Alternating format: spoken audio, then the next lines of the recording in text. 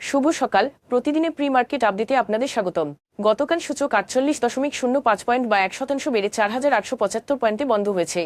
একই সঙ্গে বাজারে লেনদেনের পরিমাণ দাঁড়িয়েছে 3.96 বিলিয়ন টাকা, যা আগের কার্যদিবসের তুলনায় 35.04% বেশি। 2025-26 অর্থবছরের প্রথম 5 মাসে জুলাই নভেম্বর জাতীয় রাজস্ব বোর্ড এনবিআর বছরওয়ারি রাজস্ব আদায় 15% বেশি প্রবৃদ্ধি অর্জন করলে লক্ষ্যমাত্রা থেকে 24,047 কোটি টাকা ঘাটতিতে রয়েছে। CNG refuelling station operator Intraco refuelling station চলতি অর্থবছরের প্রথম প্রান্তিকে সমন্বিত মুনাফায় বছরওয়ারি 19% হ্রাসের কথা জানিয়েছে।